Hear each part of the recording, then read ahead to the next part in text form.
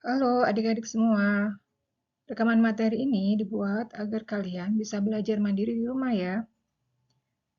Selamat datang di pertemuan kali ini, kita akan bahas anatomi sistem ginjal dan saluran kemih. Topik ini penting karena sistem ini berperan vital dalam mempertahankan keseimbangan internal tubuh, membuang sisa metabolisme, dan mengatur berbagai parameter homeostasis.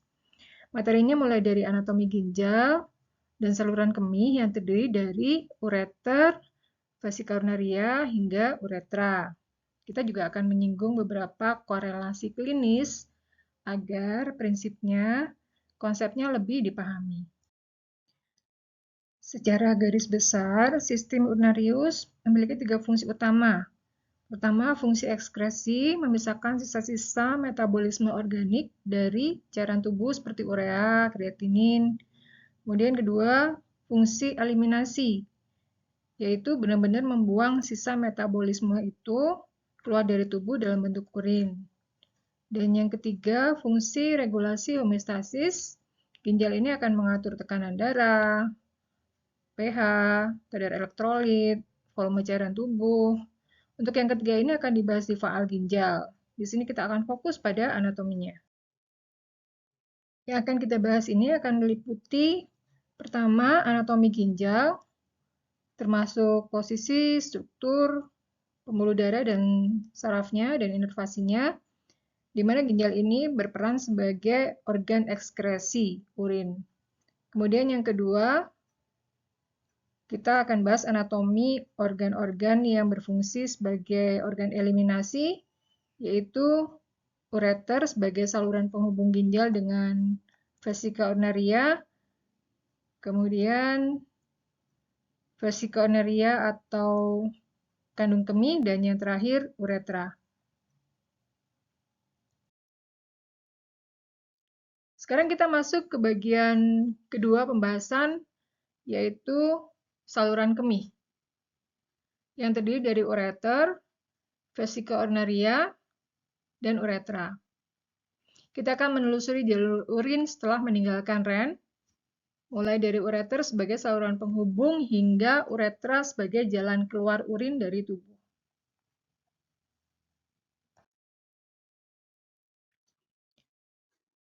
Ureter melalui perjalanan yang panjang ya, dia melewati cavum abdomen hingga ke cavum pelvis untuk mencapai vesika urinaria. Sehingga kita bagi menjadi dua bagian, yaitu pars abdominalis dan pars pelvica. Nah, pada pars abdominalis ini, ureter, karena dia retroperitoneal, dia berjalan posterior dari peritoneum dan berjalan di sisi medial hingga anterior dari musculus psoas major, disilang secara oblik. Jadi lewat di bagian depannya ini ya, arteri vena gonadalis tadi, pada laki-laki testicularis, sedangkan pada perempuan ovarica. Dan pada pars pelvica, ureter bergerak posterolateral di sepanjang dinding lateral pelvis minor, lalu berbelok anteromedial, gini, anteromedial. Jadi posterolateral dulu, kemudian belok ke tengah, menuju basis vesika urinaria. Di sini dia menembus jaringan lemak fibros di atas otot levator ani, tidak ditampakkan di sini ya, nggak kelihatan.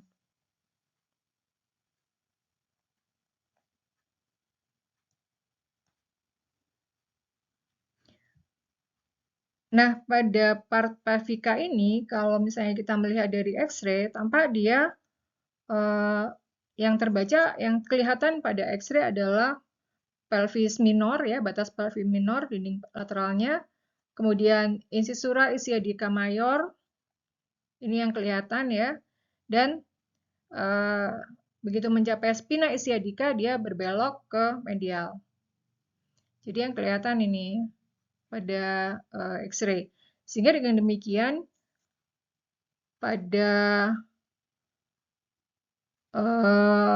kita dapat memperkirakan, misalnya kita tanpa adanya kalkulus atau kalkuli ya, atau renal kalkuli, ureter ya, ureter kalkuli di situ, ini posisinya ada di sebelah mana, kita bisa perkirakan gitu.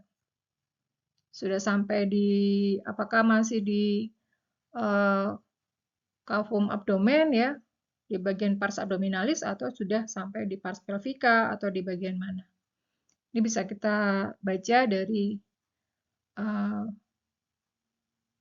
tampakan proyeksi tulang-tulang ini, struktur pada tulang pelvis.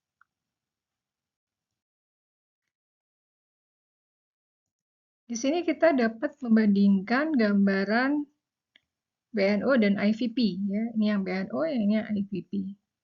Intravenous pyelogram atau pyelografi. Pada gambaran BNO ini kita mendapatkan gambaran batu ureter tanpa kontras ya. Di sini tanpa kontras. Dan kita dapat memperkirakan bahwa gambar yang ditunjuk oleh panah kuning tersebut merupakan batu ureter melalui pengetahuan tentang rute perjalanan ureter pada slide sebelumnya tadi.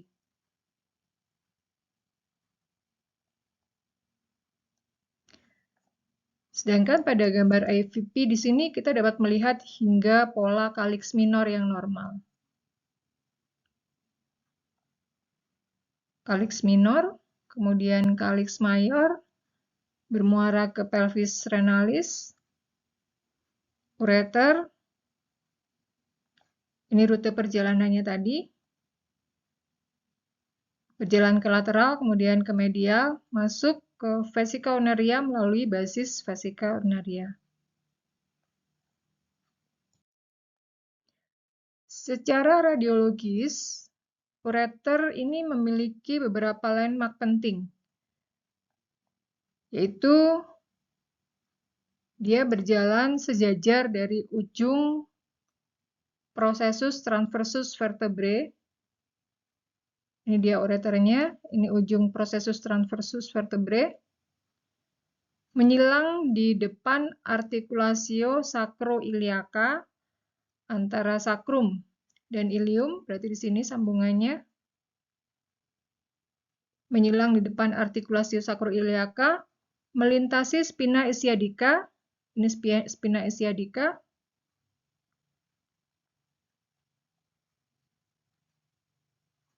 dan bergerak medial menuju spina ischiadica dextra dan ini sinistra ya ujungnya. Dan bergerak menuju vesica urnaria ke arah medial. Ada 3 titik penyempitan fisiologis yang menjadi lokasi rawan tersangkutnya kalkuli, ya. Yaitu pada peralihan ureter pada peralihan dari pelvis menjadi ureter, kemudian saat ureter melintasi tepi pelvis, di sini berarti ya, ini tepi pelvis, pelvic brim. Dan saat ureter masuk ke vesica urnaria. Ini tempat-tempat penyempitannya. Jadi pada saat peralihan pelvis menjadi ureter, kemudian pada saat ureter ini melintasi dinding pelvis di sini, dan saat dia masuk ke vesica urnaria. Itu adalah penyempitan yang fisiologis ya.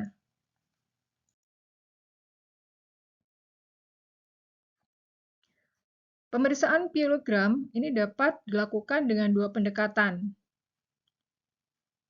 yaitu pendekatan descending atau excretion pyelografi, misalnya dimasukkan kontras melalui vena ya, IVP, intravenous pyelogram, atau juga intravenous urografi ya, atau excretory urografi, di mana kontras disuntikan ke pembuluh darah dan diekspresikan oleh ginjal sehingga alurnya ini kita dapat ketahui melalui gambaran ya, melalui aliran urin di sini. Kemudian cara kedua yaitu ascending atau retrograde pyelography. Kontras ini dimasukkan melalui uretra dan vesicomneria dan kemudian naik ke ureter. Pada ginjal normal, kaliks minor ini akan nampak membentuk capping ya yang khas. Nah, hilangnya gambaran capping ini, misalnya di sini semuanya kontras semua begitu ya, dapat menunjukkan adanya obliterasi atau kondisi seperti hidronefrosis ya.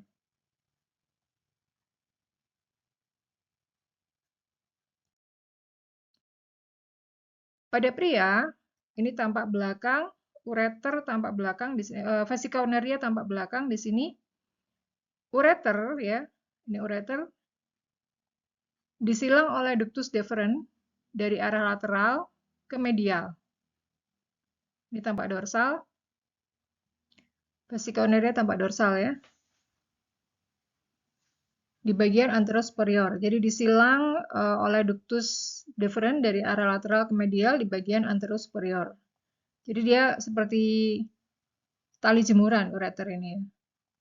Karena testis ada di bawah, maka ductus deferens ini naik ya, begini, kemudian melintang ya di atas ureter.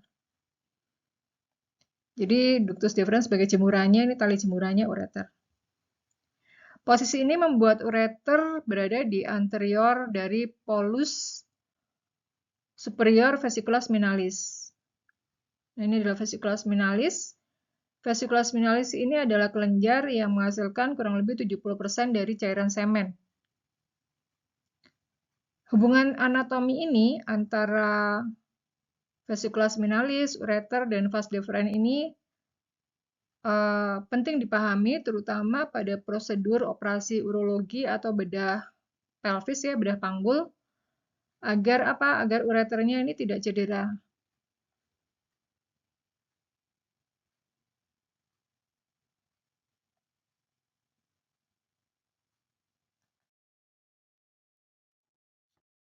Berikut adalah vaskularisasi ureter.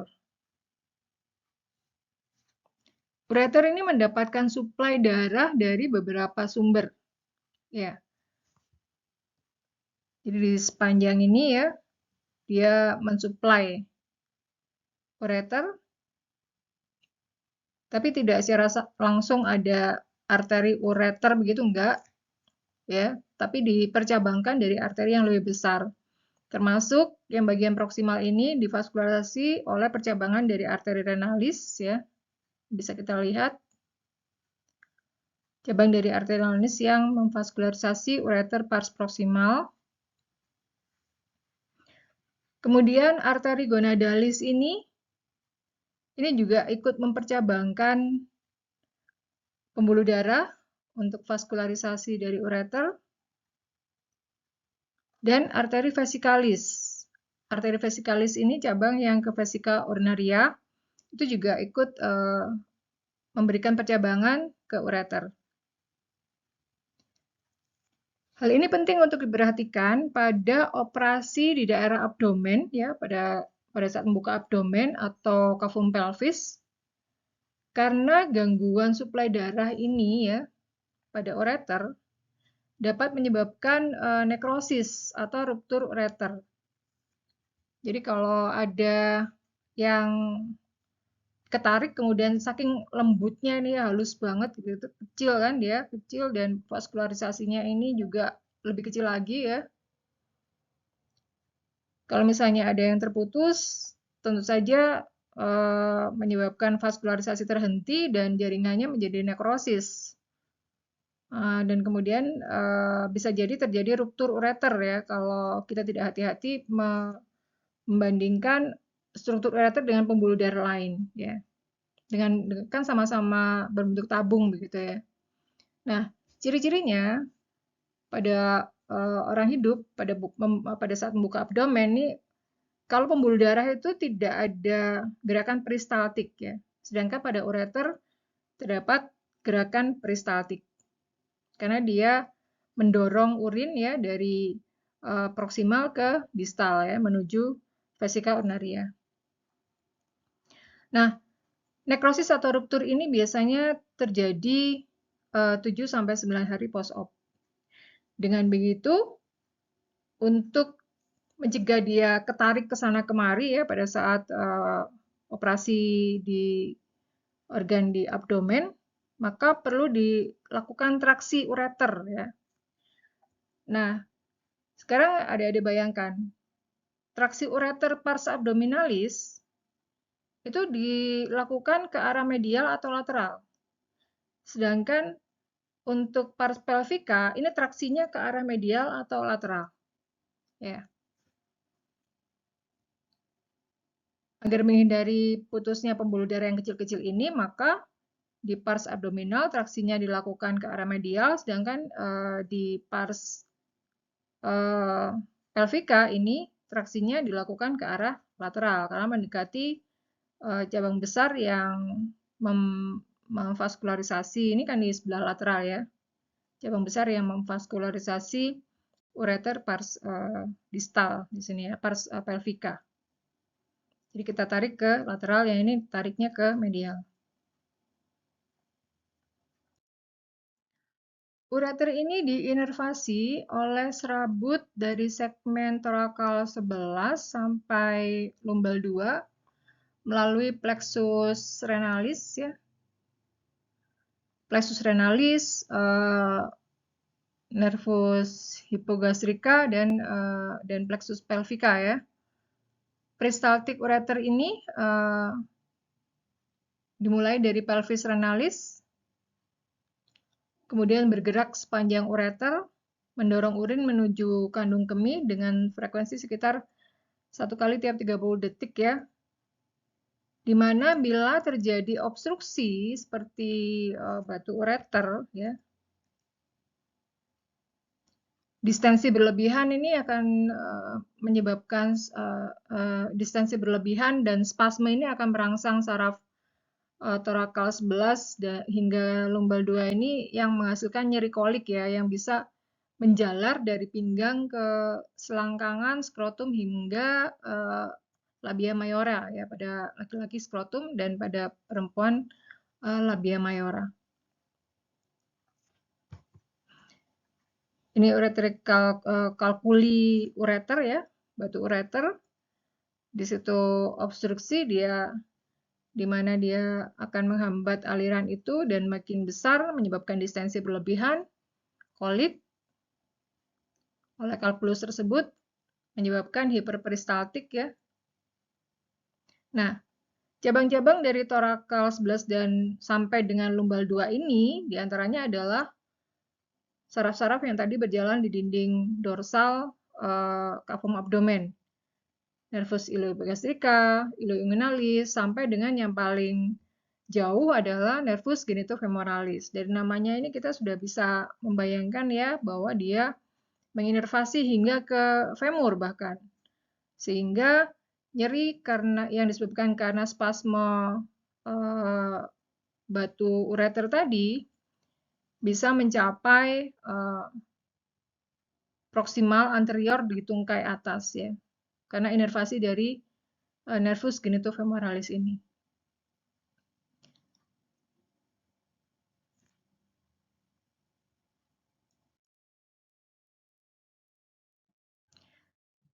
Nefrolithiasis atau batu ginjal ini lebih sering terjadi pada laki-laki ya ternyata. Prevalensinya sekitar 10% dibandingkan 5% kalau pada perempuan. Gejala khasnya tentu saja kolik, nyeri spasmodik ya akibat batu yang masuk ke ureter. Lokasi nyerinya ini dapat membantu letak batu tadi. Jadi kalau sudah sampai ke labium maius atau ke skrotum atau sampai ke femur bagian proksimal gitu, itu kemungkinan udah turun banget ya. Sudah di dekat-dekat masuk ke vesika urinaria ya, posisi batunya itu. Karena saraf yang bekerja di sana adalah nervus genitofemoralis.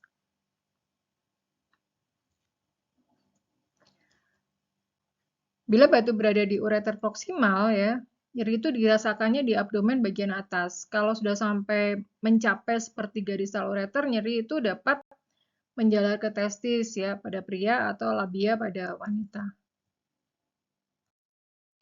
Kita masuk ke organ eliminasi berikutnya, yaitu vesika urinaria atau kandung kemih. Struktur ini berfungsi menyimpan urin ya sebelum diekskresikan. Nanti pembahasannya akan mencakup bentuk ya, struktur, kemudian sintopi, mekanisme fiksasinya ya, lapisan dari dindingnya, dinding VU, dan vaskularisasi serta inervasinya. Struktur dalam keadaan kosong, VU ini berbentuk seperti piramida ya, tetrahedral begini. Piramida miring dengan 4 permukaan ya, permukaan 1, 2, 3 dan basisnya di sebelah sana. Di sini 1 di atas ya, fasies superior, 2 fasies inferolateral dan 1 basis ya. Ini basis segitiga yang di bagian belakangnya, ini menghadap ke belakang. Di mana ureter masuk melalui basis di sini ya. Ureter basis dengan uretra keluar melalui ujung basis yang satunya. Jadi ketiganya ini 2 ureter dan 1 uretra ini membentuk trigonum vesicae di sini ya, pada basis ya, pada basis vesicae. Basis VU.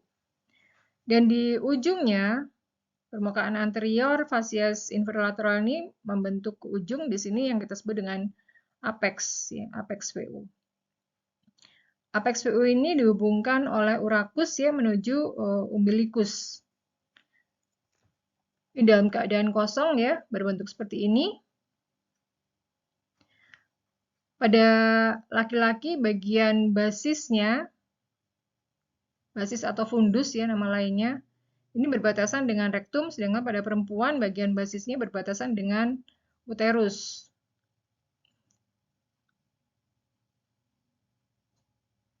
Berbatasan dengan yang bagian bawah ini dengan dinding anterior vagina ya dan cervix uteri. Dengan bagian basisnya ini dengan uterus. VU ini permukaan atasnya tertutup peritoneum ya, makanya disebut juga subperitoneal. Organ yang subperitoneal. Sedangkan 2 permukaan inferolateralnya ini dipisahkan dari tulang pubis oleh bantalan lemak retropubis ya, ini ya, inferolateralnya ini. Kalau penuh, dia bentuknya berubah menjadi ovoid. Nah, ini penuh, itu bisa berubah bentuknya menjadi ovoid. Ini naik ya, pars fasia superiornya naik. Kalau penuh ini bisa mencapai area di atas umbilicus ya. Sehingga dapat teraba atau terlihat pada pemeriksaan ultrasonografi. Biasanya dia agar tidak mengganggu gambaran organ-organ di belakangnya, justru dia harus kosong sama sekali atau terisi penuh justru. Ya. Agar batasnya itu, batas atasnya, batas fasia superiornya tidak mengganggu gambaran organ di belakangnya pada tindakan USG ya.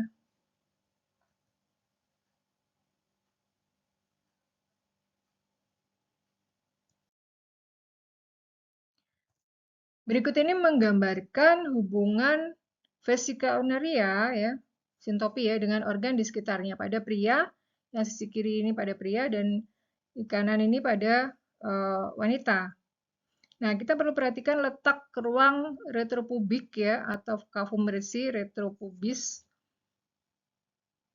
serta recessus vesicorectalis pada pria dan vesicouterina ya pada wanita ya. Jadi pada di atasnya ya, ini cavum pelvis tampak dari atas setelah peritoneum diangkat. Jadi peritoneum diangkat ya. Ini gambaran refleksi dari peritoneum, yang merah ini peritoneum parietalis ya. Sedangkan yang warna biru ini peritoneum visceralis. Yang kuning ini adalah cavum peritonei. Nah, peritoneum parietalis ini berjalan di atas ya, di atas dari organ-organ cavum pelvis ini. Ini adalah VU, kemudian pada perempuan ini ya, ini adalah uterus ya. Ini batas dari fundus atau basis tadi berbatasan dengan vagina dan cervix uteri. Sedangkan fascia superiornya berbatasan dengan uterus ya. Kemudian di belakangnya baru rektum, ini pada perempuan. Sedangkan laki-laki ini nggak ada. Dia langsung vesica urinarius, kemudian berlanjut di belakangnya rektum. Nah, proyeksi dari gambaran peritoneum parietalis ini ya seperti tirai, dia seperti bukan tirai, ini spray ya. Seperti spray begitu, dia akan mengikuti lekukan-lekukan dari organ-organ di cavum pelvis. Contohnya di sini antara vesica urinaria dan uterus, di sini ada lekukan ya. Lekukan ini yang dibentuk oleh peritoneum parietalis tadi. Kemudian naik lagi karena ada uterus, kemudian turun lagi ya. Lekukan di antara uterus dengan rektum. Ruangan-ruangan ini ya, gara-gara ada lekukan tadi akan terbentuk ruangan-ruangan ya. Ruangan antara VU dan uterus kita sebut recessus vesico-uterina. Kemudian antara uterus dengan rektum kita namakan recessus recto-uterina atau cavum douglasi.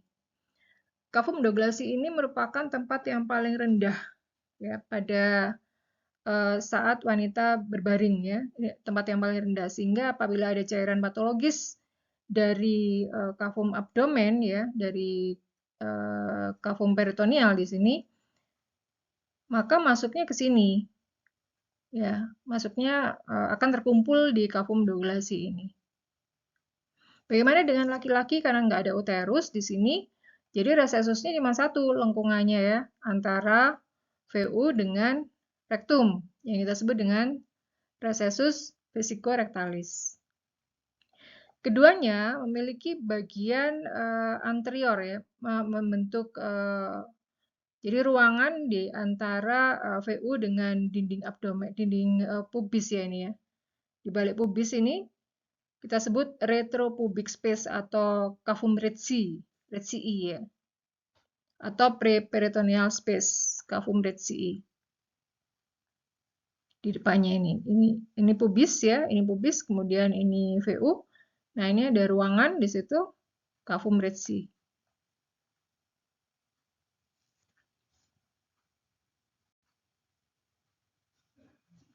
Jadi lengkungan-lengkungan ini merupakan tempat yang potensial ya, terjadinya akumulasi cairan atau darah pada kondisi patologis.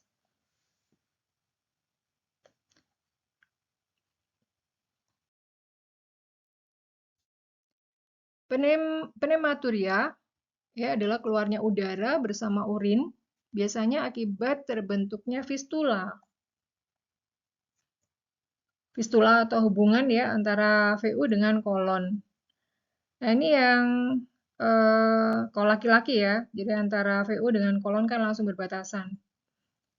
Ini seringkali merupakan komplikasi dari kondisi divertikulitis kolon distal ya, atau adenokarsinoma kolon, penyakit Crohn atau ada trauma atau infeksi ya, akhirnya terbentuk fistul antara kolon ini dengan VU. Ini kalau laki-laki ya, nah fistulnya kan sebelah sini ya. Hubungannya ya, terbentuk hubungan gitu antara kolon dengan VU.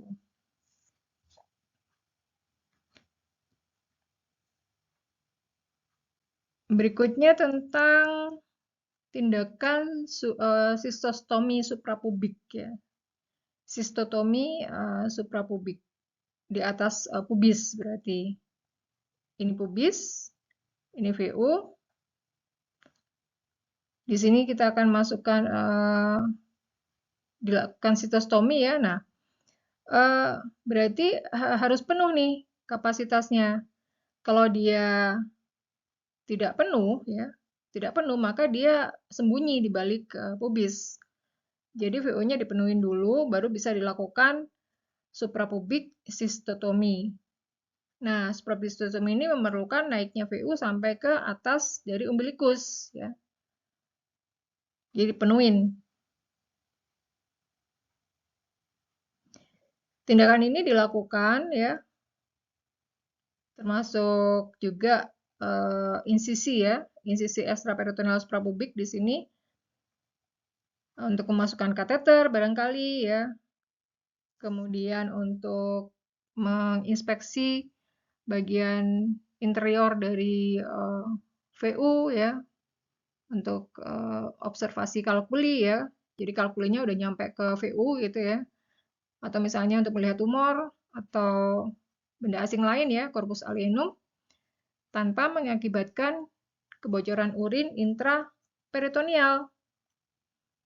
Nah, kenapa kok ini bisa dengan sistotomi suprapubik ini kebocoran urin intraperitoneal bisa dihindari? Karena peritoneum ini ikut naik, ya, bersama dengan naiknya fascia superior dari VU, itu ikut naik. Jadi pada saat ini menembus, ya, dari anterior, maka di sini udah terbebas dari kavum peritoneum, gitu. Karena peritoneumnya naik di atas. Nah.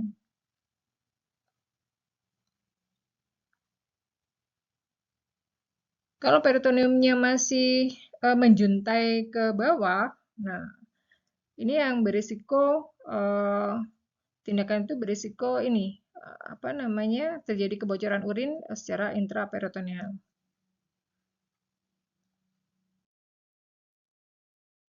Berikutnya tentang ruptur VU. Ruptur VU ini dapat terjadi akibat trauma pada dinding abdomen bawah. Bisa dibayangkan, ya, posisi VU itu ada di balik pubis dan sedikit di atasnya, ya. Apalagi kalau misalnya dia dalam kondisi penuh. Dalam kondisi penuh kan dia bisa sampai mencapai umbilikus tuh. Bila ada trauma dari depan gitu, ya, maka berpotensi ikut mencederai, ya, VU. Terutama dia kalau di tensi penuh. Jika robekan itu terjadi pada fascia superior,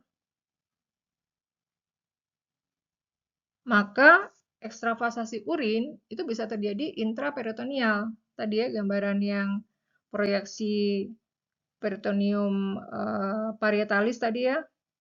Nah, kalau robekannya di atas, maka ekstravasasinya robek, ya, kemudian ekstravasasi ke arah kavum peritonei.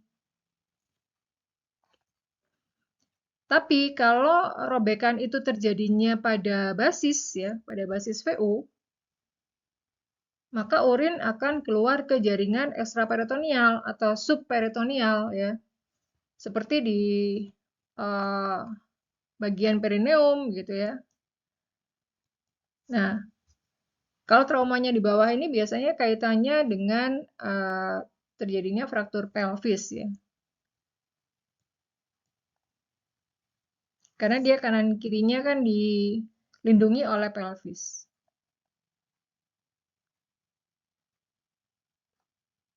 Ini gambaran sitoskopi, ya, bila akan dilakukan pemeriksaan interior dari VU. Atau pada laki-laki ini bila akan ada tindakan transuretal resection, ya, pada BPH, ya.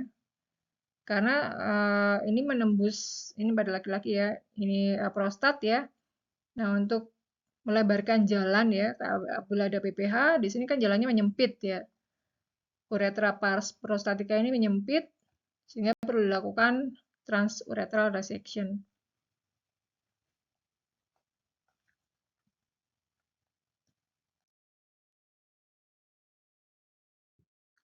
Berikutnya adalah cystocele, uretrosel, dan inkontinensia yang disebabkan karena posisi ya, posisi dari uretra.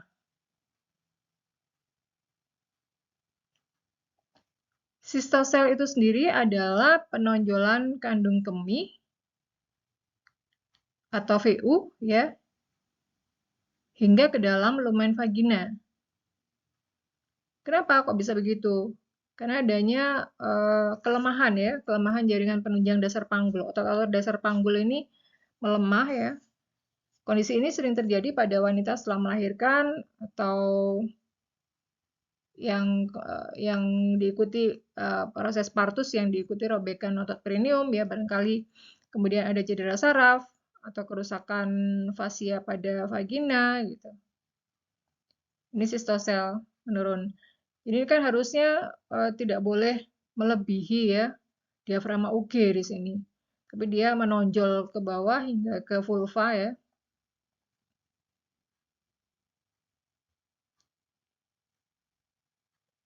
Pada cystosel ini bagian basis VU ini, basis VU dan fasia superior VU ini terdorong ke bawah ya. Yang menyebabkan herniasi VU. Jika kondisi ini merubah posisi uretra ya.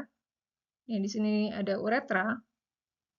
Di bagian uretranya, jika posisi uretra sudutnya ikut berubah atau ikut menonjol, kita menyebutnya uretrosel ya, uretrosel. Nah, perubahan ini dapat mengganggu mekanisme kontinensia urin atau menahan urin ya, hingga timbul inkontinensia atau mengompol. Khususnya inkontinensia yang tipe stres. Stres di sini bukan stres karena emosi kejiwaan gitu, bukan. Tapi stres karena tekanan ya. Tekanan intraabdominal. Misalnya pada saat batuk, bersin, tertawa, atau mengangkat sesuatu. Ya. Kenapa hal itu terjadi? Ini karena sudutnya berubah. Harusnya sudutnya tegak lurus terhadap UG, tapi karena sudutnya miring, akhirnya selain karena kelemahan otot-otot dari diafragma UG tadi, sudut yang miring ini menyebabkan sphincter uretra ini tidak mampu menutup dengan sempurna. Akhirnya terjadi inkontinensia. Di sini disebut juga inkontinensia stres urodinamik.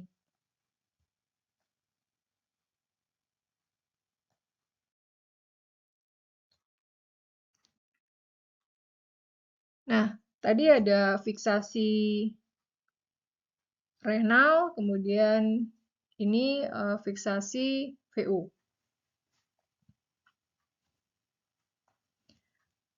Vesicularia difiksasi pada tulang panggul ya, tulang pelvis melalui ligamen dan jaringan otot. Pada wanita,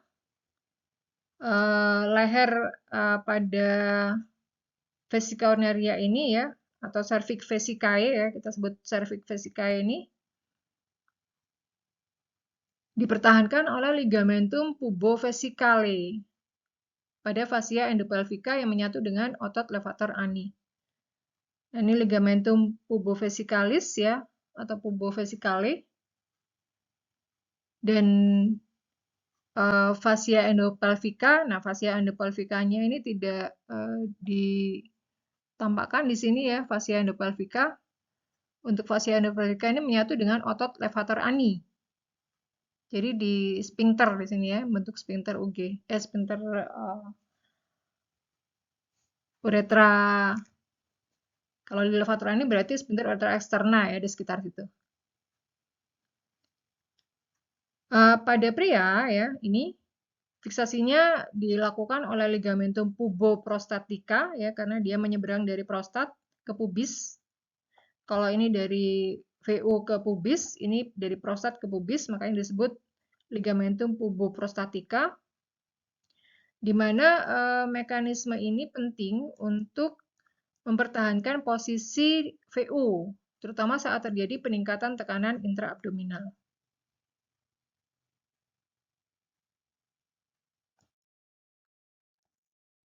Berikutnya ligamentum palsu. Ini termasuk yang memfiksasi VU juga. Apa itu ligamentum palsu? Ligamentum palsu untuk VU ini sebetulnya merupakan lipatan-lipatan peritoneum parietalis. Nah, ini gambar ini perlu dipahami, ini adalah gambar permukaan posterior dari dinding abdomen anterior. Jadi kita punya dinding abdomen ya. Dinding abdomen kan melingkar dari depan, lateral ya sampai ke belakang ya. Nah, dinding abdomen yang di depan, yang anterior, itu tampak depan kan ada umbilikus. Tampak depannya kan umbilikus. Nah, tampak belakang ya proyeksinya seperti ini. Jadi bagian belakang dinding abdomen anterior ini seperti ini. Ini proyeksi umbilikus tapi kelihatan dari belakang ya. Dan di sini merupakan kan di sini tertutup peritoneum parietalis ya. Jadi kayak tadi seperti tirai kemudian lanjut menjadi spray gitu ya.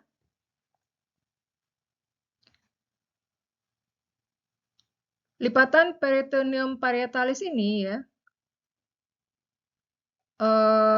Peritoneum parietalis ini ya. Dia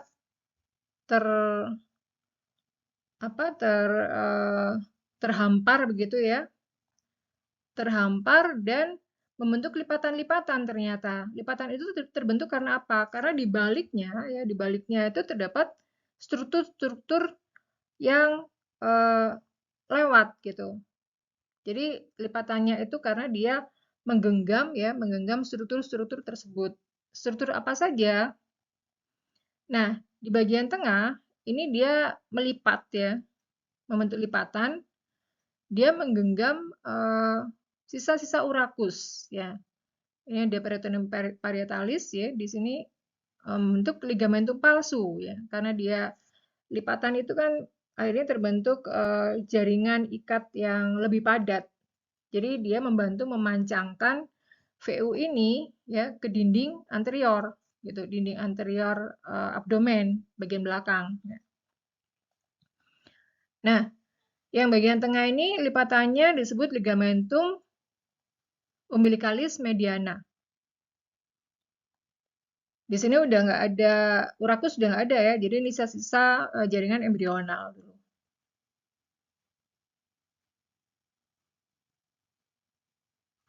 Kemudian yang di medial, ini yang bagian medial, juga membentuk lipatan ya, namanya ligamentum umbilicalis medialis. Di sini dulu dilalui oleh arteri umbilicalis, dimana sekarang kita udah nggak pakai lagi ya. Arteri umbilicalis kita udah obliterasi. Dulu kan dipakai untuk mengalirkan darah dari fetus ya, dari kita ke plasenta kemudian ke ibu ya. Sedangkan ada juga bagian lateral, di sini bagian lateral udah dibuka, ini udah dikupas ya. Dikupas menunjukkan struktur yang ada di balik sananya. Struktur apa yang ada di sana? Ini arteri vena epigastrika inferior. Nah, ini kalau masih belum dikupas ya peritoneumnya, maka membentuk lipatan di sini. Nah, kalau arteri vena epigastrika inferior ini masih ada ya sampai sekarang ya.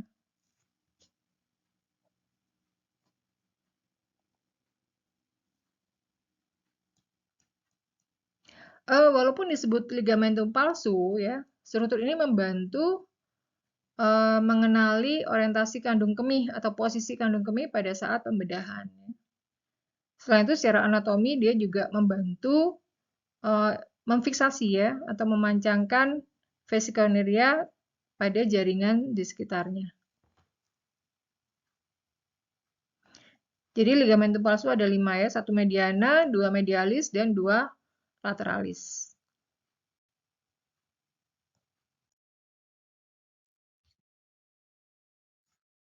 Berikutnya kita melihat interior dari VU, bagian dalamnya, interiornya.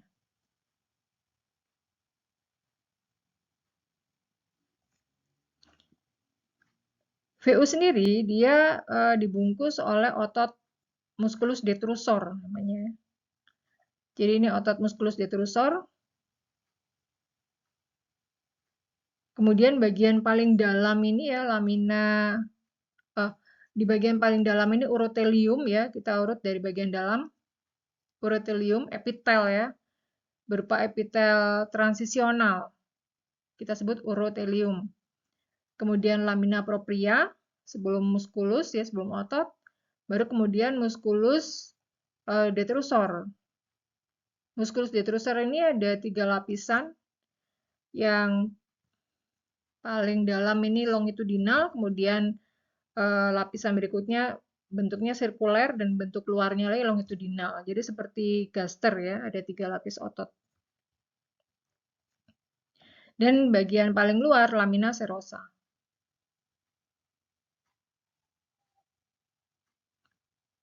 Nah, di sini kita membuka bagian depan ya. Bagian depannya ini dibuka untuk menunjukkan interiornya. Interior VU. Karena VU ini menjadi muara dari ureter ya, maka kita dapat melihat ostium ureteris sinistra dan dextra di sini. Ostium ureteris dextra, ostium ureteris sinistra. Kemudian di ujung lainnya kita melihat ostium uretra interna. Nah, 3 titik ini membentuk trigonum vesicae. Secara makros ya, kita lihat trigonum vesicae ini bagian ini lebih halus ya dibandingkan bagian yang lain. Jadi kalau bagian lain ini bisa mengkerut ya dan membentuk rugae vesicae. Kalau misalnya dia kosong ya, mengecil gitu membentuk rugae lipatan-lipatan vesika ya. Seperti pada gaster juga kalau kosong kan membentuk rugae gastrika. Nah, ini kalau dia yang lain mengkerut di bagian trigonum vesica ini relatif tetap halus ya.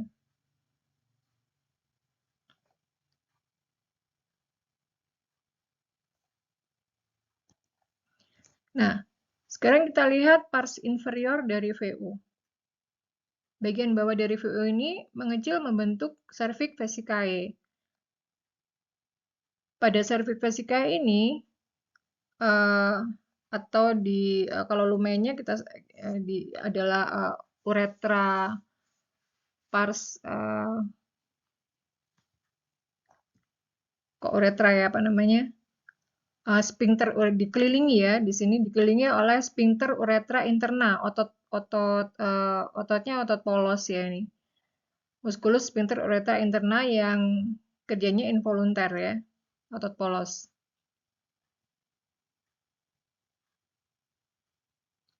Kemudian pintunya kita sebut ostium uretra interna ya. Jadi pintunya ostium uretra interna, sedangkan struktur ini disebut cervix vesicae yang dikelilingi oleh musculus sphincter uretra interna, merupakan otot polos yang bekerja secara involunter.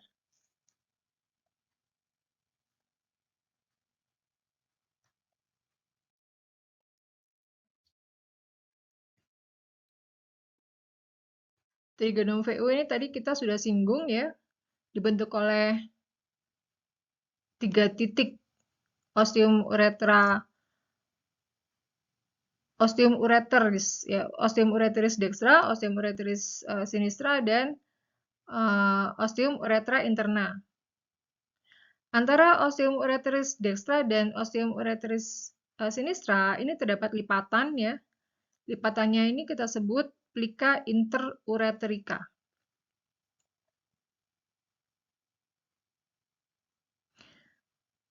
Struktur segitiga ini kita sebut juga trigonum leotadi ya. Trigonum vesica ini disebut juga trigonum leotadi.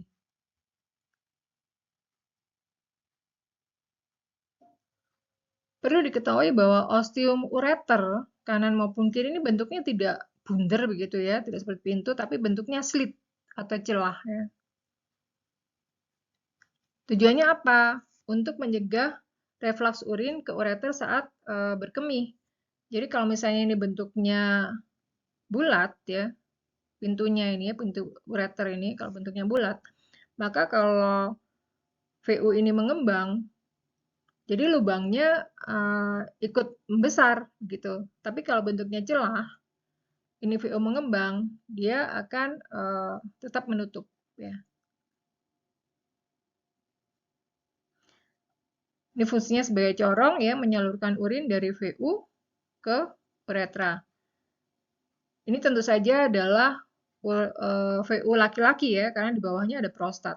Kalau perempuan, dari VU ini langsung uretra, kemudian langsung vulva ya, menuju keluar tubuh.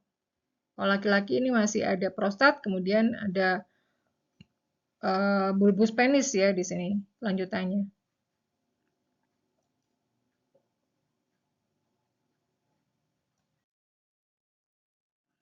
Kandung kemih mendapat suplai darah dari arteri vesikalis superior dan arteri vesikalis inferior. Ini cabang dari arteri iliaca interna ya. Sedangkan inervasinya melalui plexus vesikalis. Serabut simpatisnya ini dari torakal 10 sampai lumbal 2 dan serabut parasimpatisnya ini dari sakral 2 sampai sakral 4 ya. Serabut simpatis berperan menahan pengeluaran urin ya, sementara parasimpatis memicu kontraksi otot detrusor untuk proses miksi.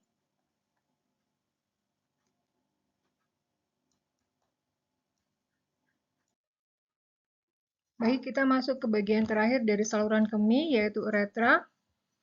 Uretra adalah saluran yang membawa urin dari kandung kemih keluar tubuh, dan pada pria juga menjadi saluran ejakulasi. Panjang dan struktur uretra berbeda antara pria dan wanita, di mana hal tersebut akan mengaruhi fungsi dan risiko penyakitnya. Di sini akan kita bahas uretra maskulina dan uretra femina. Uretra pria panjangnya 18-20 cm dan lebih rigid karena dia melewati struktur penis. Sedangkan uretra wanita jauh lebih pendek, hanya sekitar 3-5 cm yang dikelilingi jaringan elastis sehingga mudah dilatasi. Nah, hal ini membuat prosedur kateterisasi pada wanita menjadi lebih mudah. Tapi juga meningkatkan risiko infeksi saluran kemih ya pada wanita. Sedangkan pada pria yang tidak disunat, risiko SK lebih tinggi sedikit dibanding yang disirkumsisi. Uretra pria terdiri dari 3 bagian, yaitu uretra pars prostatica yang menembus glandula prostat. Berikutnya adalah uretra pars membranacea yang berjalan menembus diafragma UG.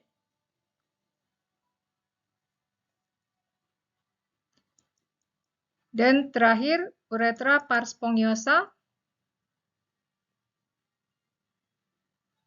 berjalan dari diafragma UG menuju ostium uretra eksterna.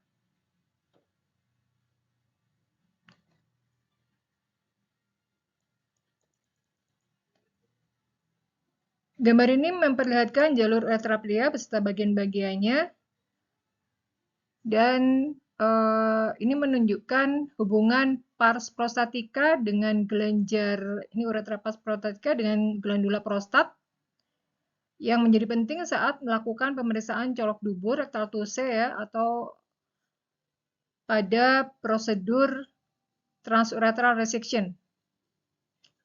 Karena dia menembus glandula prostat. Apabila ada pembesaran pada glandula prostat, maka di bagian uretra pars prostatica ini dilakukan TURP atau transuretral resection. Sedangkan deteksi perbesaran glandula prostat dapat dilakukan melalui colok dubur atau rectal tuse untuk meraba, untuk merasakan meraba apakah ada terjadi perbesaran prostat atau tidak ya melalui rektum.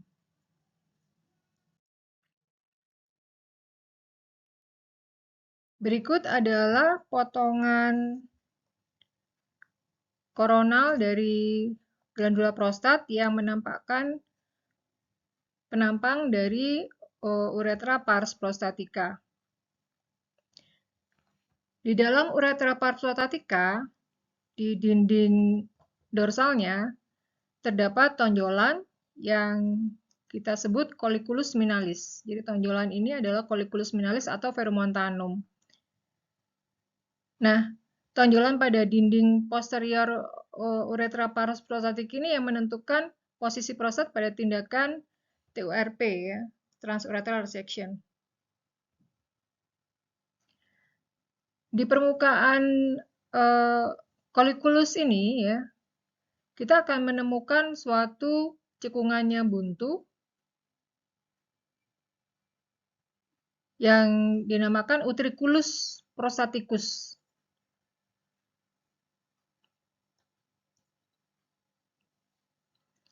Utriculus prostaticus ini merupakan homolog uterus pada laki-laki yang merupakan sisa dari perkembangan ductus paramesonefrik.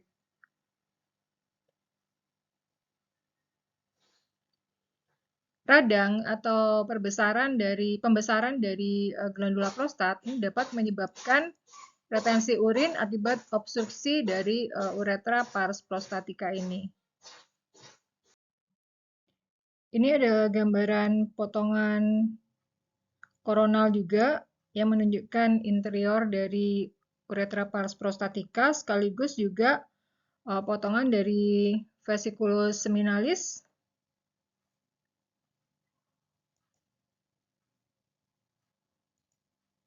Vesiculus minalis dextra, vesiculus minalis sinistra, dan ductus deferens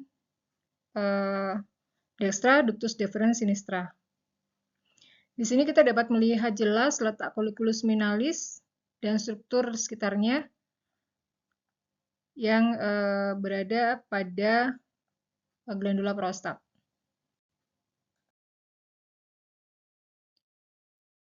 Gambaran ini juga membantu memberikan visualisasi tambahan mengenai anatomi internal prostat dan hubungannya dengan uretra.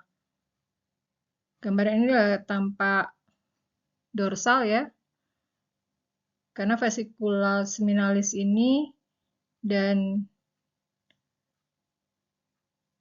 ductus deferens ini berada di belakang dari vesika urnaria.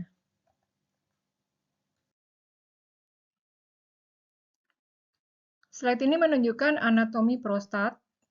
Zona anatomi prostat. Prostat dibagi menjadi 4 zona. Zona yang paling dekat dengan uretra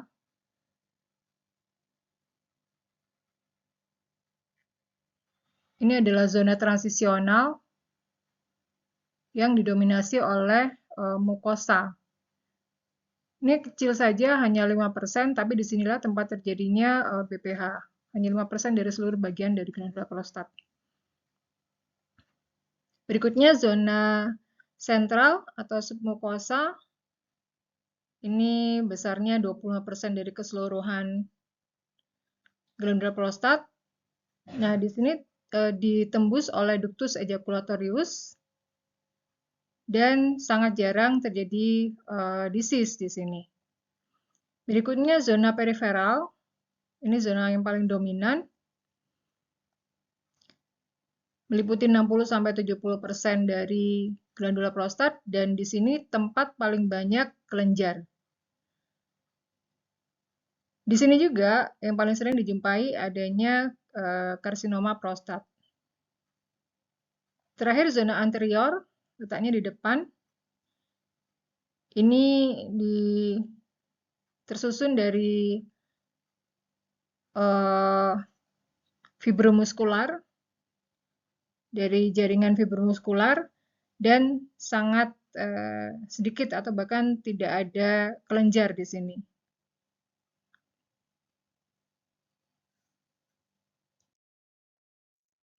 Berikutnya kita masuk ke uretra femina. Uretra femina dari cervix vesicae sampai ke luar tubuh wanita itu sangat pendek, 3-5 cm. Berjalan dari VU ya menuju vestibulum terdekat di dinding anterior vagina, di sebelah depan dari vagina.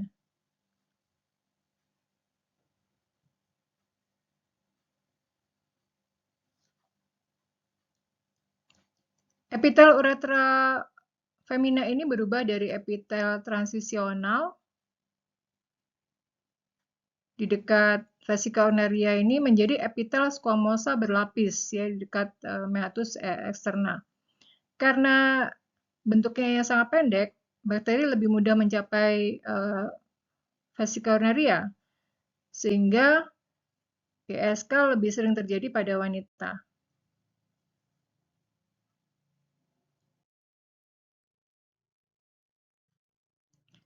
Berikutnya musculus sphincter uretra externa. Baik pada pria maupun wanita, uretra memiliki sphincter externa yang terdiri dari otot skeletal berbentuk cincin. Ini bagian anus, rektum anus. Di sini musculus sphincter ani. Dan ini di bagian anteriornya musculus sphincter uretra externa. Letaknya di diafragma pelvis atau diafragma UG, sphincter ini berfungsi menjadi katup yang bekerja secara volunter atau bekerja secara sadar. Diatur oleh nervus pudendus cabang perinealis ya. Relaksasi sphincter externa ini terjadi secara sadar apabila terjadi relaksasi pada musculus sphincter uretra externa, maka proses ini akan diikuti oleh miksi ya, atau berkemih.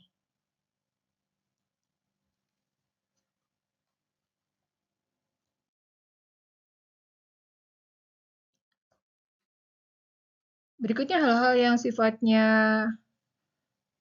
gangguan ya, potensi gangguan pada tractus urinarius bagian bawah atau LUTI, lower urinary tract injury.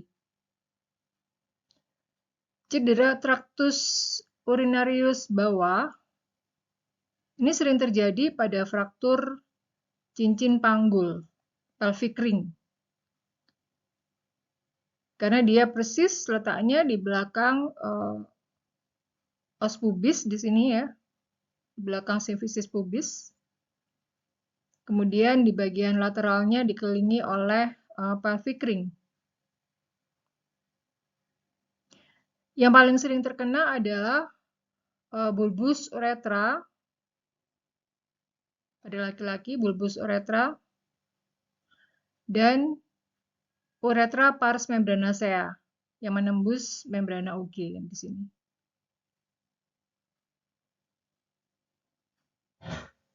Bulbus uretra di sini.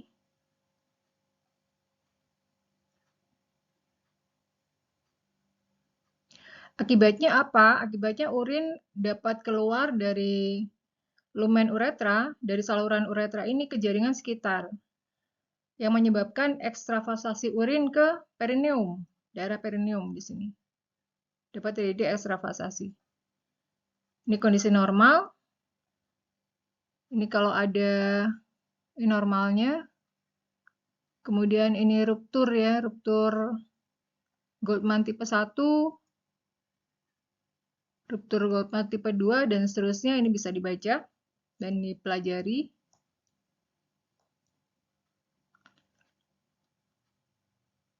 Urin tidak hanya ekstravasasi ke daerah perineum, tapi juga bisa ekstravasasi ke skrotum, atau bahkan ke bulbus penis, atau ke dinding perut bagian bawah, panggul, dan lipatan paha. Tapi yang perlu diperhatikan, ekstravasasi ini tidak langsung masuk ke rongga perut. Seperti kita tadi pelajari di awal slide bahwa cavum abdomen itu letaknya lebih superior ya dan dilindungi oleh peritoneum sehingga ekstravasasi urin tidak mencapai cavum abdomen.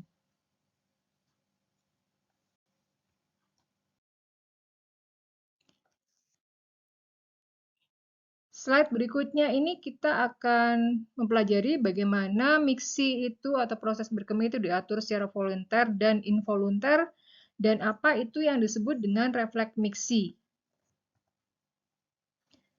Pertanyaan ini akan dijawab dengan mempelajari koordinasi antara sistem saraf otonom dan saraf somatis. Proses miksi melibatkan inervasi vesika urinaria dan dua sfinkter. Sfinkter uretra interna dan sfinkter uretra eksterna yang masing-masing merupakan otot polos yang bekerja secara involunter dan otot lurik atau skeletal muscle yang bekerja secara volunter.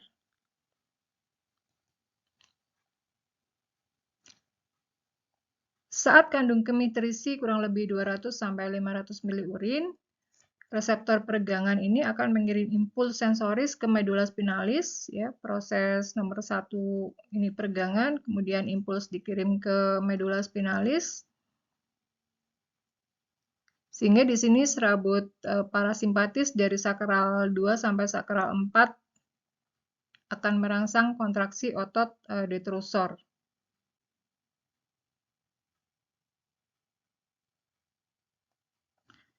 Masih melalui stimulasi kontraksi dari VU, otot detrusor di sini. Selain itu, impuls ini juga diteruskan ke korteks cerebri, di mana menimbulkan keinginan untuk berkemih. Karena ingin berkemih, apabila sfinkter eksterna ini direlaksasikan secara sadar, maka melalui feedback via ANS, ini kalau direlaksasikan yang eksterna, maka sfinkter interna akan ikut relaksasi secara refleks, sehingga proses berkemih terjadi. Setelah proses berkemih selesai, VU ini tidak akan pernah benar-benar kosong, ya. Kurang lebih dia akan terisi 10 ml urin.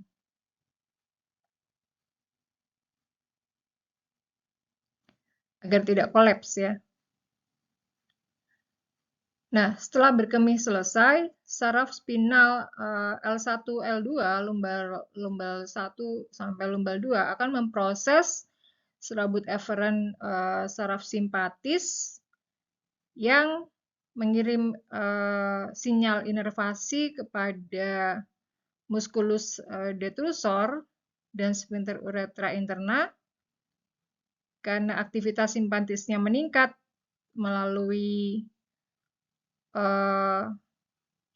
aktivasi lumbal 1 dan lumbal 2, maka terjadi hambatan kontraksi pada VU, detrusor tidak kontraksi, ya, atau relaksasi, dan hal ini sekaligus menyebabkan kontraksi dari sfinkter interna.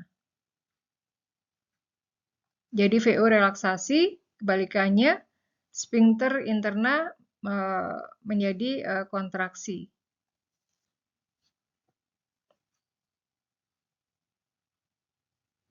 Dengan demikian, urin dicegah keluar dari VU karena kontraksi dari interna.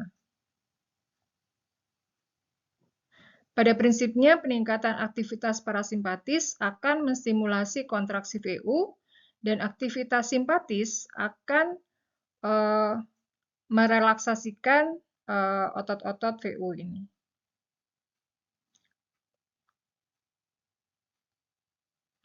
Relaksasi otot VU sekaligus menyebabkan kontraksi atau menutupnya sfinkter uretra interna.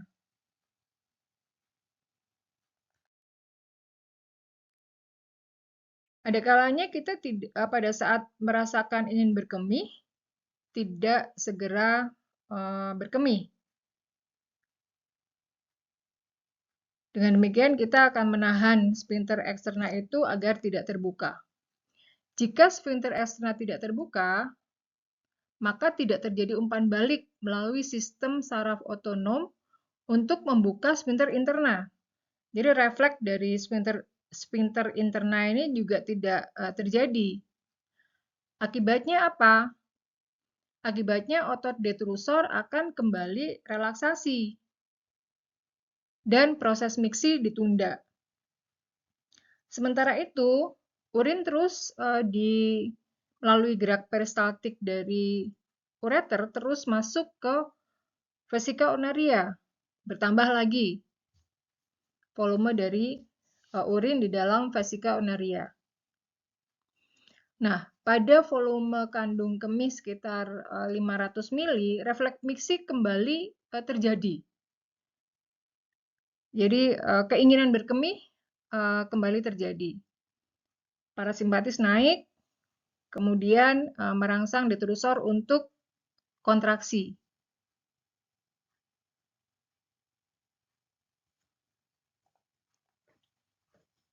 Refleks miksi pada saat volume menjadi maksimal, refleks miksi ini menjadi sangat kuat sehingga sphincter uretra interna ya pada saat volumenya udah sangat tinggi, refleks miksi udah cukup kuat untuk membuka sphincter interna tanpa melalui relaksasi sphincter eksterna.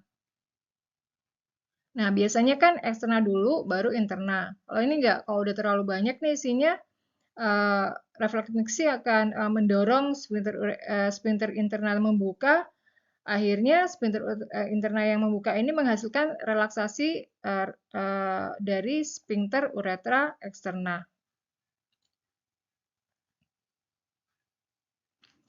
Hal ini menyebabkan keluarnya urin tanpa terkendali. Nah, kondisi ini juga menjelaskan mengapa wanita hamil lebih sering buang air kecil ya, lebih sering miksi. Tekanan rahim yang membesar ya pada kandung kemih akan menurunkan kapasitas VU. Dengan demikian, karena kapasitas VU menjadi lebih kecil, refleks miksi ini akan terjadi lebih cepat.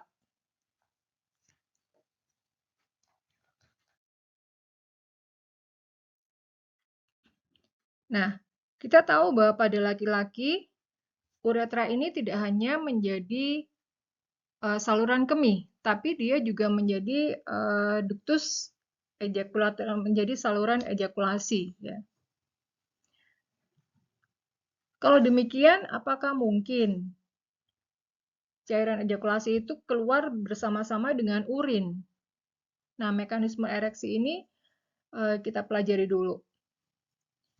Ereksi dapat terjadi akibat rangsangan visual, pendengaran, penciuman, sentuhan, dan lain-lain yang akan mengaktifkan nervus pudendus, ya, di mana nervus pudendus ini apabila aktif akan meningkatkan aktivitas parasimpatis dari ANS.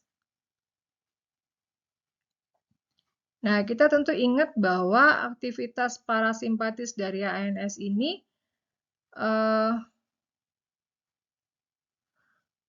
menyebabkan relaksasi otot polos pada corpora cavernosa dan spongiosa. Dengan demikian, karena otot polos pada corpus cavernosus dan corpus spongiosus penis ini terjadi, aliran darah pada arteri jadi meningkat karena ototnya relaksasi ya, jaringannya relaksasi, maka aliran darah ke arteri pada penis ini meningkat dan tekanan tunika albugenia kemudian menekan vena, mengurangi aliran keluar ya, jadi tidak terjadi aliran darah balik gitu tertahan di penis untuk mempertahankan tegangan pada proses ereksi ini. Sebaliknya, kecemasan atau stres dapat memicu respons simpatis ya. Tadi kan ini kerjanya ereksi itu secara parasimpatis. Nah, kalau stres itu akan memicu simpatis. Nah, respons simpatis ini akan menyempitkan ini vasokonstriksi ya. Simpatis itu kerjanya kan vasokonstriktor. Menyempitkan pembuluh darah. Akibatnya apa?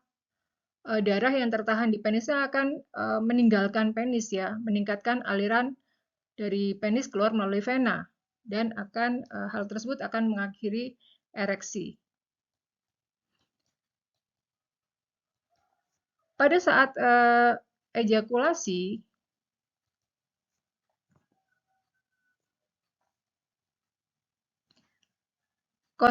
terjadi kontraksi ritmis ya. Kontraksi ritmis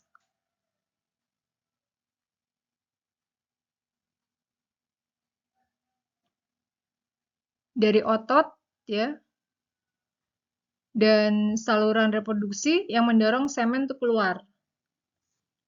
Sementara sphincter uretra interna dia menutup untuk mencegah aliran balik semen ke kandung kemih ya.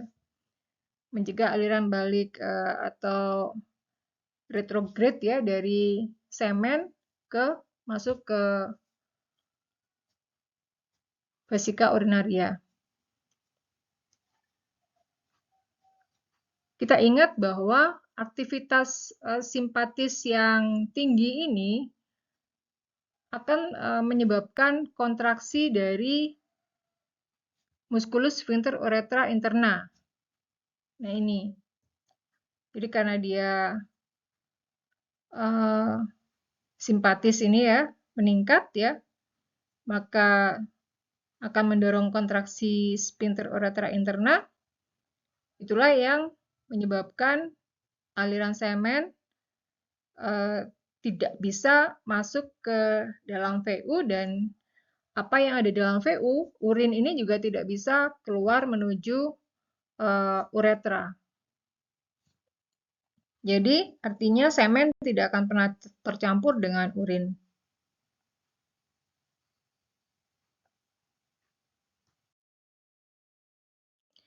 Pada bayi dan anak-anak, inkontinensia itu terjadi karena kontrol volunter ya terhadap miksi ini belum sempurna. Kontrol volunter ini apa? Jadi tidak ada rasa ingin berkemih. Kontrol volunter tadi yang akan menyebabkan kita memutuskan apakah kita akan merelaksasikan atau tetap mengkontraksikan musculus sphincter uretra externa. Nah, karena dia kontrol volunternya ini belum sempurna, disebabkan karena jalur kortikospinalnya belum matang sepenuhnya, maka pada usia ini sering terjadi inkontinensia yang umumnya sifatnya fisiologis karena memang koordinasi antara kortikospinal ini yang belum sempurna. Koordinasi antara pusat miksi di otak dan refleks di medula spinalis ini yang belum sempurna.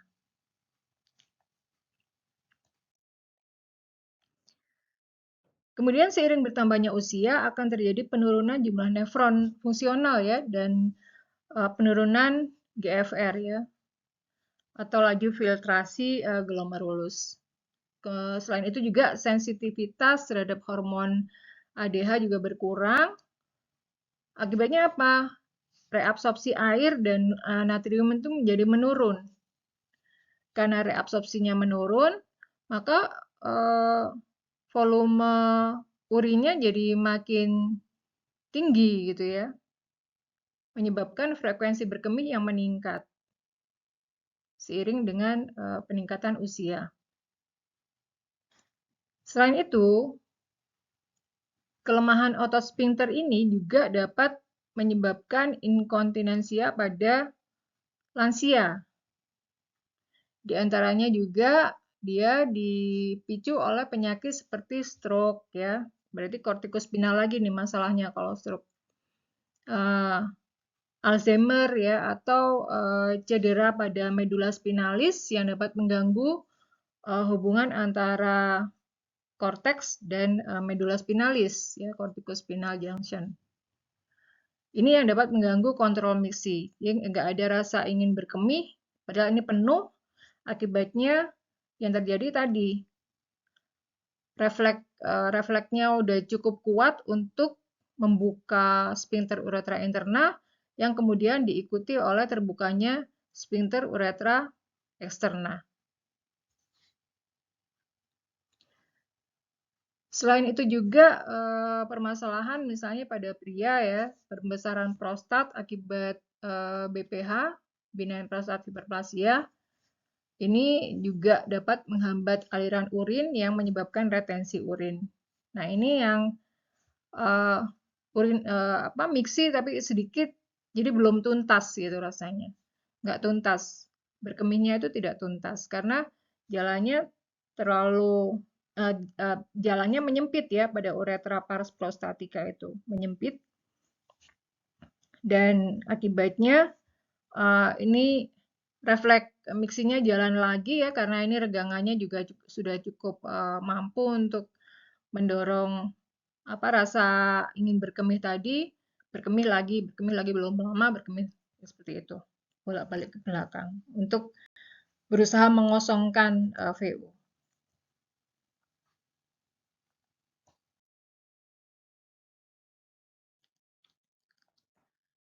Kemudian juga cedera pada medula spinalis ya. Ini juga dapat mengganggu serabut aferen ya. Baik aferennya somatik maupun serabut yang otonom. Salah satu bentuknya adalah detrusor arefleksia atau hilangnya refleks pada detrusor. Di mana otot detrusornya ini tetap relaksasi. Jadi dia tidak bisa menerima sinyal yang memerintahkan dia untuk kontraksi gitu. Karena gangguan pada serabut otonom. Dia tetap relaksasi, tidak mampu mengosongkan kandung kemih. Nah, kalau seperti ini harus dibantu dengan kateter. Atau ada juga yang berupa atonik VU ya, atonik bladder. Ini juga atonik ini tidak ada tonus ya pada VU. Biasanya akibat shock spinal ya, yang menyebabkan retensi urin tanpa sensasi penuh, tidak ada rasa ingin berkemih juga ya, penuh terus gitu. Nggak bisa tahu-tahu abdomennya membesar gitu. Ternyata ada urin yang udah penuh banget ya di VU. Kemudian bisa juga terjadi cedera di atas segmen sakral ya, yang menyebabkan disinergi antara detrusor dan sphincter. Kandung kemihnya sering kontraksi, ya, tapi sphincternya nggak mau kebuka gitu. Akibatnya retensi juga. Dan karena penuh dorongan refleks miksinya tadi memaksa sphincter membuka akhirnya. Nah, itu menyebabkan kebocoran urin.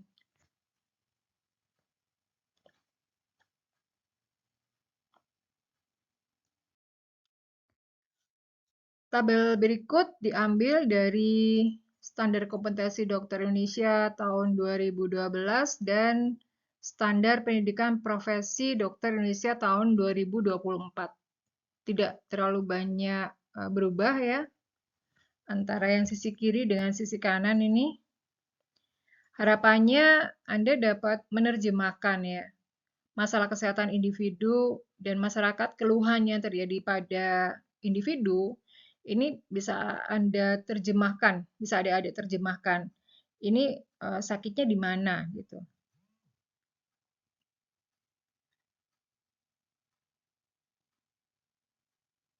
Misalnya di sini inkontinensia ya, ngompol, tidak bisa menahan berkemih. Nah, ini terjadi pada usia berapa dan ada kondisi lain nggak yang menyertai gitu. Misalnya postpartus gitu ya, postpartum ternyata terjadi uh, sistosel ya, ada apa namanya VU yang menonjol keluar yang menyebabkan sudut uretra ini jadi berubah. Nah, ini juga menyebabkan kontraksi sphincter eksternal menjadi tidak maksimal. Itu jadi tidak bisa menahan berkemih. Atau kejadiannya pada usia lanjut. Nah, kalau pada lansia nih kira-kira apa penyebabnya? Kita tadi sudah bahas. Karena fungsi reproduksi dan fungsi urinarius ya, sistem urinarius ini beberapa overlap ya, terutama pada laki-laki, akhirnya beberapa masalah kesehatan pada sistem ginjal dan saluran kemih dan sistem reproduksi ini menjadi satu tabel gitu. Seperti misalnya waktu buang air, waktu miksi ya, pada waktu buang air kecil kulupnya melembung. Nah, ini kan fimosis ya. Kemudian anyang-anyangan. Nah, anyang-anyangan ini kan merasa ada sesuatu yang tidak tuntas nih, biasanya pada ISK ya. Pada ISK kan terjadi iritasi pada uretra yang menyebabkan rasa panas tadi ya, rasa panas yang berlanjut pada rasa anyang-anyangan. Biasanya ini juga berlanjut dengan gangguan pada sinyal otonom tadi itu ya, dan akhirnya kencing jadi tidak tuntas juga.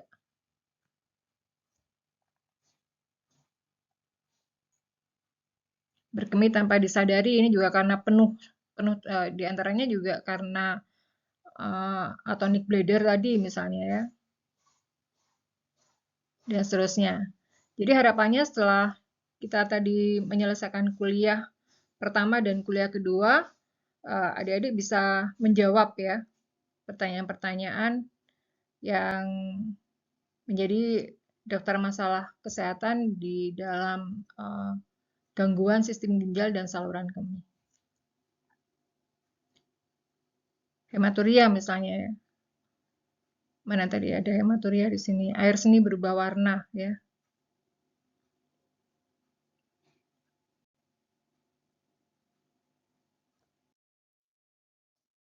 Kalau tadi daftar keluhan, ini adalah daftar penyakit. Tentu saja kita akan fokus atau adik-adik fokus pada yang level 3 ya, sampai level 4 yang bisa menangani sendiri itu.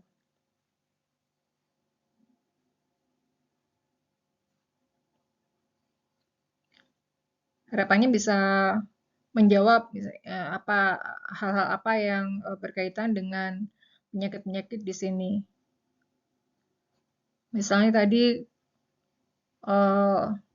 kolik renal ya, atau kalau ini nanti kalau tentang glomerulonefritis ya, ini dipelajarinya di histologi ya, histologi faal. Torsiotesis ini juga saluran reproduksi ya, prostatitis dan ruptur ginjal. Tadi ada ruptur VU ya, ruptur kandung kemih ya. Di sini juga bisa dilihat daftar skill. Tadi diantaranya kita sudah bahas kemampuan rektal tuse ya, pemeriksaan colok dubur untuk pemeriksaan prostat. Kemudian kemampuan interpretasi BNO tanpa kontras dan IVP ya, dengan kontras tadi.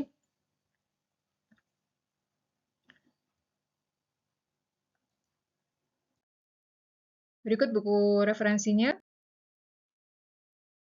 Demikian adik-adik, semoga hal-hal yang sudah dipelajari membawa kemanfaatan dan dapat membantu adik-adik semua menjelaskan patofisiologi gangguan-gangguan pada sistem ginjal dan saluran kemih. Selamat belajar!